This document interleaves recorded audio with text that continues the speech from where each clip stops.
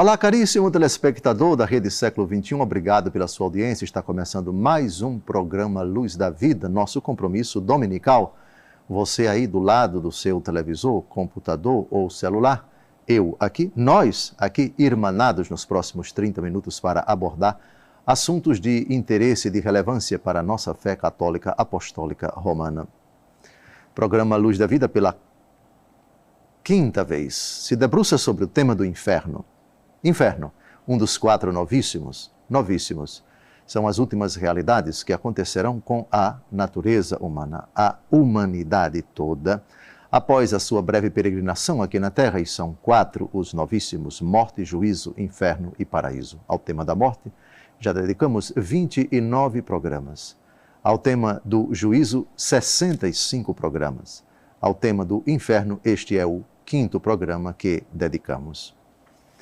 Estamos ainda na linha de continuidade do programa anterior, investigando o ensinamento de Jesus no Novo Testamento, precisamente nos Evangelhos, sobre o inferno. Tudo o que Jesus ensinou sobre o inferno. Hoje vamos tratar de uma parábola, a parábola do grande banquete. Qual é a síntese, qual é o ensinamento fundamental dessa parábola que aparece em Lucas 14, de 16 a 24, e também em Mateus 22, de 1 a 14. Vamos escolher a versão de São Lucas. Qual é o grande ensinamento dessa parábola? Deus se debruçou com muito amor, com muita solicitude sobre o seu povo, enviando pregadores, enviando profetas, preocupando-se com Israel, manifestando todo o seu amor, toda a sua providência para salvar Israel, mas foi constantemente rejeitado. Então, a sua mensagem se abre para os pagãos, que aqui são representados por uma categoria de pessoas, sai pelos caminhos e atalhos e obriga todos a entrar para que se encha a minha casa. Deus primeiro se dirige aos judeus, é rejeitado.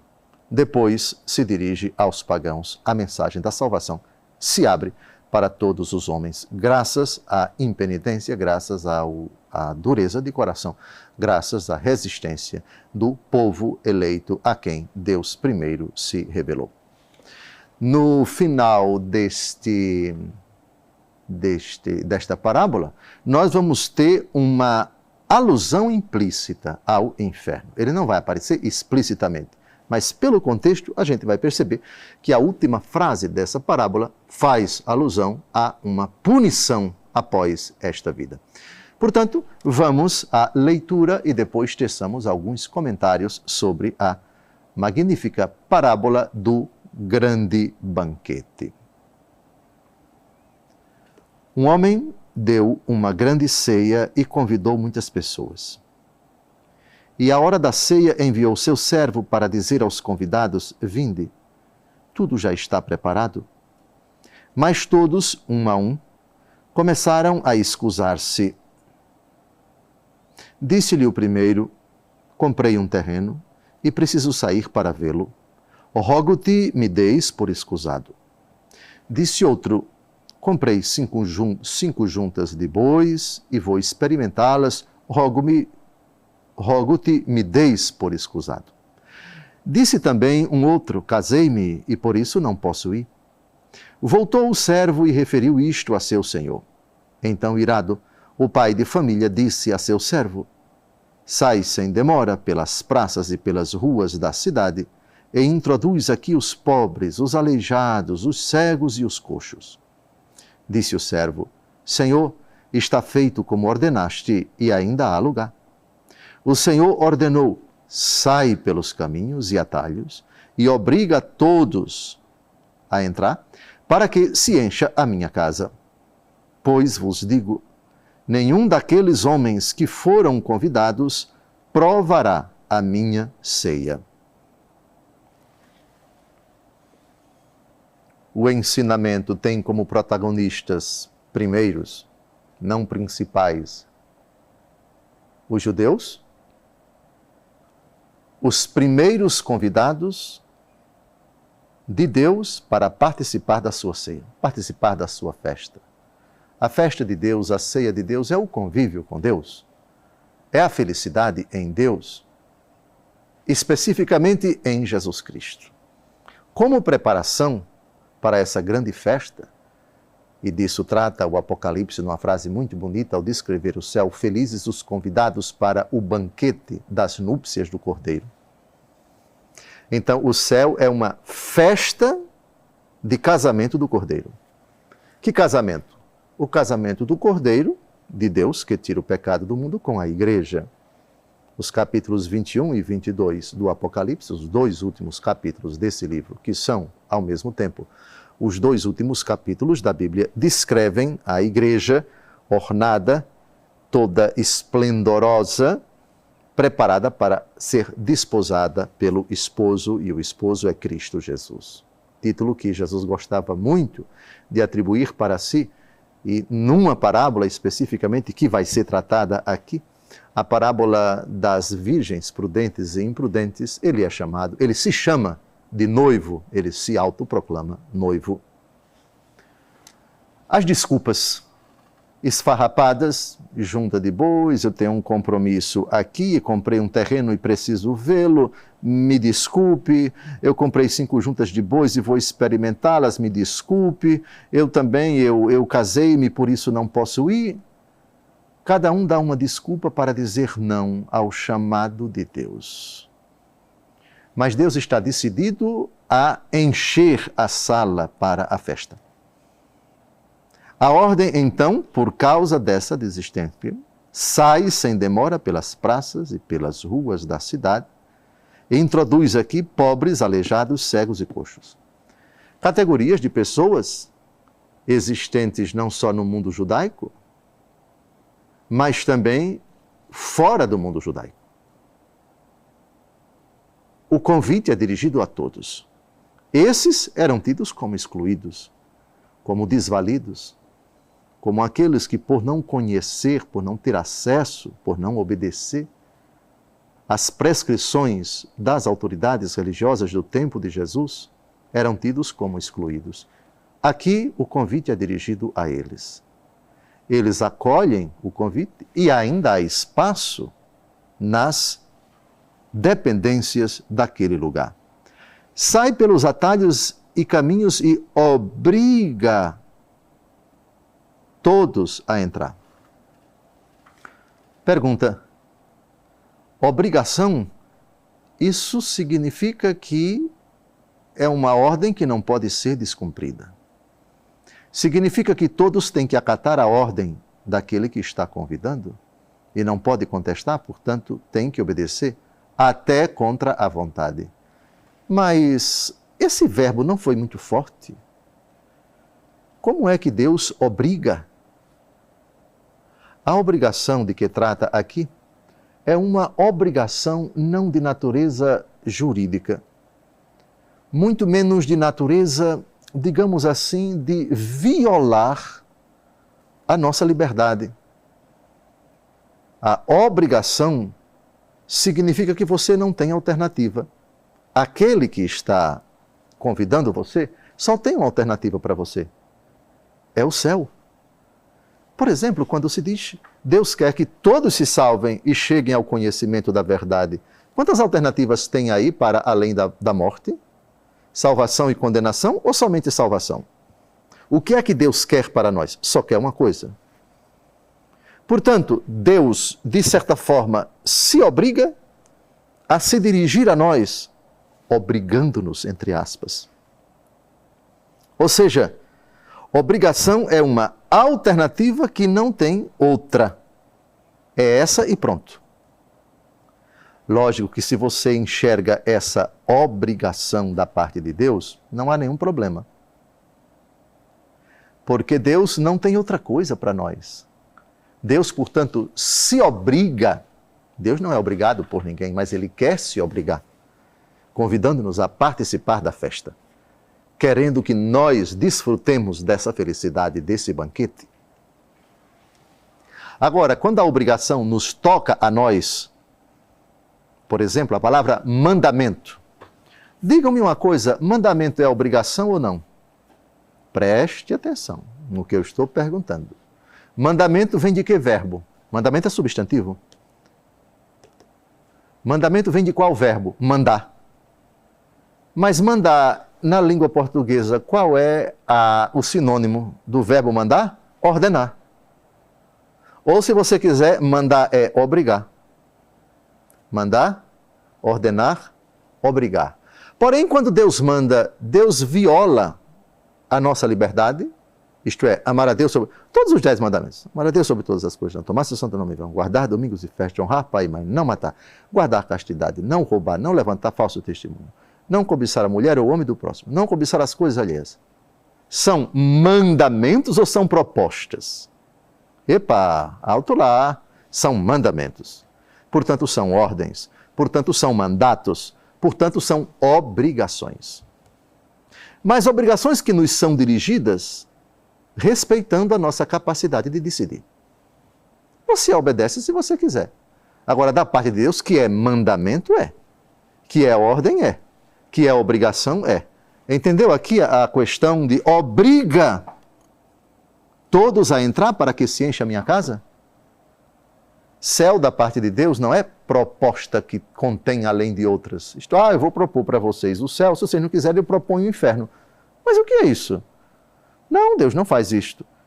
É verdade que no livro do Deuteronômio, capítulos 25 a 29, capítulo 30 também, eu apresento diante de vocês o bem e o mal. Escolhe o bem, evita o mal. Ou seja, as duas alternativas rigorosamente existem, céu e inferno, salvação e condenação. Só que da parte de Deus, Ele exorta-nos a enveredar pelo caminho do mandamento, da observância das leis, dos preceitos, para que tenhamos a vida, para que sejamos felizes aqui nesta vida e com muito mais razão na outra. E é nesse sentido que o verbo obrigar aqui tem a sua razão de ser. Portanto, o verbo obrigar aqui não deve causar nenhum espanto, porque não denota absolutamente que Deus está querendo que os seus servos violem a liberdade de quem quer que seja. Portanto, obriga. Obrigação, mandamento, dever, ordem. São palavras que se conjugam, que se supõem, que se exigem reciprocamente. Está terminando o primeiro bloco, não saia daí. No segundo bloco retomaremos essa questão do obriga. Sai pelos caminhos e atalhos e obriga a todos a entrar para que se encha a minha casa. Obrigado pela sua audiência. Daqui a pouco a gente se encontra.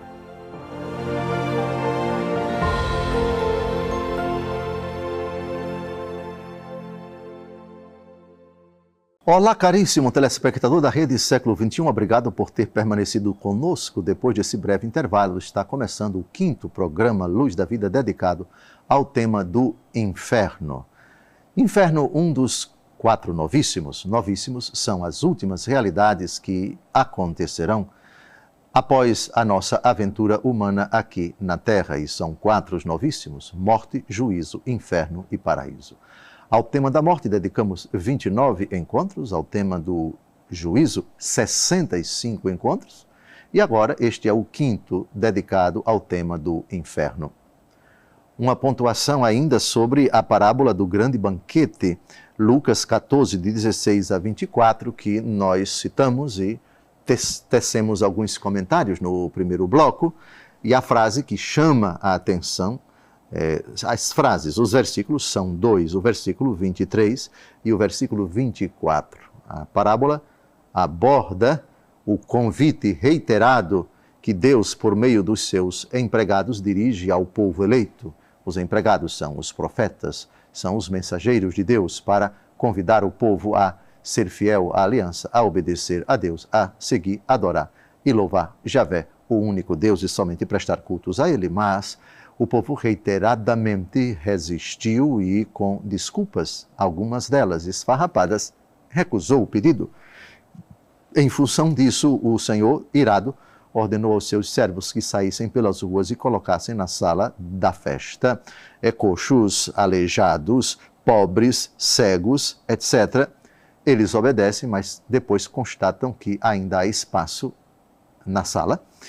Então, o Senhor ordena que eles saiam pelos caminhos e atalhos e obrigue todos a entrar para que a sua casa fique cheia. Obrigar. Esse é o verbo que pode causar escândalo a algumas pessoas. Eu já disse que não procede absolutamente. Não há nenhum problema que esse verbo tenha sido usado por Jesus, porque esse verbo não denota que Deus nos force, viole a nossa capacidade de, aspas, autodeterminação.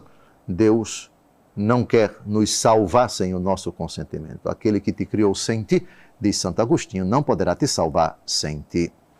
É obrigação no sentido de mandamento. Mandamento é mandato. Mandato é mandar. Mandar é ordenar. Ordenar é dizer, faça isso e ponto final. Obviamente que nós temos a capacidade de resistir, mas da parte de Deus, o chamado à conversão, ele não é uma proposta qualquer, como se houvesse outra, ou como se houvessem outras propostas, nada disso. Então o verbo é imperioso justamente para destacar a urgência, a importância, a unicidade da proposta de Deus para os homens. É só salvação. Deus não tem outra alternativa. Portanto, se só existe uma alternativa, não se pode falar de proposta, se pode falar de ordem, se pode falar de obrigação, porque a autoridade de quem está falando é a autoridade divina. Portanto, é uma ordem que pode ser rejeitada. Agora, que é uma ordem, ordena, obriga. Quando na língua portuguesa nós dizemos obrigado, o que significa isso? Eu recebi um favor e me sinto obrigado a agradecer a você. Isto é, eu devo um favor a você. Somente isso. Isso não existe na língua italiana, não se diz obrigado em italiano, se diz grazie, graças. Não existe obrigado em inglês, thank you, agradeço a você. Não se diz obrigado em alemão, não se diz obrigado em espanhol, gracias. Só na língua portuguesa que se diz obrigado. E ninguém que fala a língua portuguesa reclama disso. Ora, por favor, obriga. Obriga. Isto é, o convite que eu te estou dirigindo é convite porque tu podes rejeitar. E se tu rejeitares, eu não violarei a tua liberdade. Tu é que procurarás, tu é que acarretarás para ti a consequência da tua rejeição. Agora, que a obrigação não tem outra. Ficou clara aqui a questão da obrigação? Obriga. Tanto zelo tem Deus por nós, que a proposta, estritamente falando, ela é proposta porque se Deus nos forçasse a aceitar a salvação, não haveria nada de meritório. O mérito consiste nisso. Eu livremente aceitei o convite que Deus me deu, aqui apresentado como uma obrigação. Obrigação, mandamento, mandar, ordem, determinação, obrigação. Todas essas palavras orbitam diante da impostação imperiosa de Deus Todo-Poderoso. Agora, o Senhor ordenou. Depois que a casa fica cheia, agora vem o arremate. Agora vem a consequência, o efeito da rejeição daqueles que foram convidados anteriormente e que não aceitaram o convite. E que disseram, olha, eu comprei um terreno, preciso sair para vê-lo, eu casei, por isso não posso ir, eu comprei 5 juntas de bois e por isso vou experimentá-las, me dê por escusado. Isso tem consequências na outra vida. Vejamos então agora que consequências são essas. E é aqui no último versículo que Jesus vai falar do inferno. Como eu disse no começo do primeiro bloco, vai falar de forma indireta. Ao texto, versículo 24. Pois vos digo, nenhum daqueles homens que foram convidados provará a minha ceia. Ora, Jesus aqui está falando do inferno? Indiretamente sim. Porque após esta vida não há duas alternativas. Não há mais de duas alternativas, ou com Deus ou longe de Deus.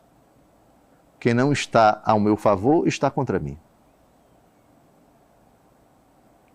Ou é adesão a Deus, o que implica felicidade sem fim, adesão a Deus nesta vida, ou rejeição a Deus, o que comportará a não participação da ceia do Senhor na outra vida, o que, por dedução, já que não há mais de duas alternativas após esta morte, ou com Deus para sempre, vida eterna, ou sem Deus para sempre, para usarmos a linguagem de Daniel, capítulo 12, ignomínia eterna, infâmia eterna.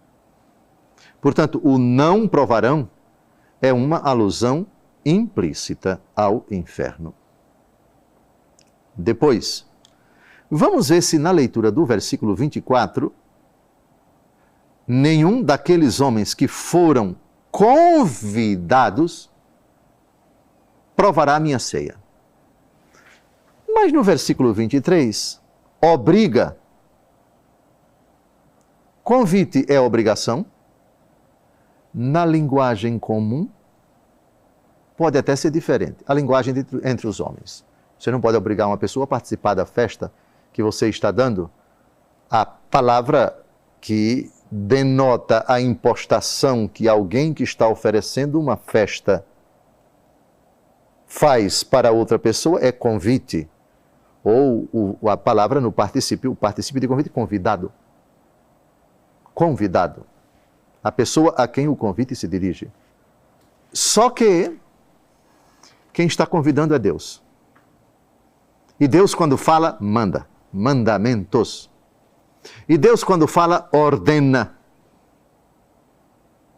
A impostação de Deus para nós não é facultativa. Veja, eu queria propor para você, mas veja. Eu vou respeitar a sua decisão. Se você quiser bem, se você quiser, para mim não significa mesmo. Não é assim que Deus se imposta quando se dirige a nós, não. Não. Ouve, ó Israel, o Senhor nosso Deus é o único Senhor. Amarás o Senhor teu Deus de todo o teu coração, com toda a tua alma, com toda a tua força, com todo o teu entendimento. Está claro? Isso é uma ordem ou não é? Isso é uma obrigação ou não é? Claro que é. A mesma coisa se aplica aos mandamentos. Por favor. Por favor. Portanto, foi muito bem colocado esse verbo por nosso Senhor Jesus Cristo. Vou repetir o versículo 23. O Senhor ordenou, sai pelos caminhos e atalhos e obriga todos a entrar.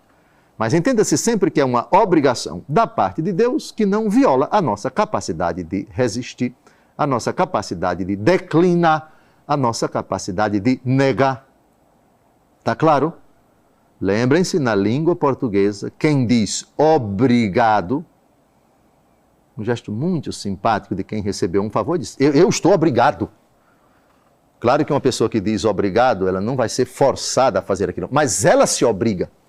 Está claro? Obrigado, obrigado. Então, isso de dizer que o verbo obrigar viola a capacidade de autodeterminação da pessoa. Conversa fiada. Agora vejamos aqui o inferno como consequência de uma rejeição, não como consequência de uma punição. Pois vos digo, nenhum daqueles homens que foram convidados provará minha ceia. Isto é, você não provará a ceia é porque você disse não ao convite. Não porque aquele que obrigou você ficou indignado e agora vai jogar os cachorros e vai danar todo mundo para o inferno. Nada disso. Olha a sabedoria de Jesus no arremate da parábola. Jesus é perfeito. Perfeito. Primeiro ele diz obriga, mas é uma obrigação que é um convite. E como tal, o convite pode ser negado. E se negar, arque com as consequências. Em Gálatas capítulo 6, versículo 7, se diz, de Deus não se zomba. O que o homem semeia, isso ele colherá. Quem semear na carne vai colher a corrupção. Quem semear do Espírito vai colher a salvação. Pois bem, então, nenhum daqueles homens que foram convidados, olha o aposto, nenhum daqueles homens, vírgula, que foram convidados, não que foram intimados, eles foram obrigados, mas na perspectiva que eu já falei. foram convidados e disseram não. Agora, o problema é de vocês. Vocês não entrarão na festa porque vocês não quiseram. Agora só resta outra alternativa, a não festa. Só resta outra alternativa, uma realidade distante de Deus, sem nenhuma festa, sem nenhuma alegria, sem nenhum gozo, sem nenhuma exultação, sem nenhuma felicitação. E isso por toda a eternidade. Terminamos mais um programa. Nos próximos, ainda temos algumas parábolas de Nosso Senhor Jesus Cristo e depois ainda temos o ensinamento dos apóstolos sobre o inferno. Obrigado pela sua audiência. Convido você, no próximo domingo, a estar conosco às 5 da tarde, domingo, dia do Senhor, para o 6º programa Luz da Vida, dedicado ao difícil, ao doloroso argumento do inferno, inferno que é verdade de fé que está incluída no último artigo do credo, creio na vida eterna. Boa semana, até o próximo domingo, se Deus quiser.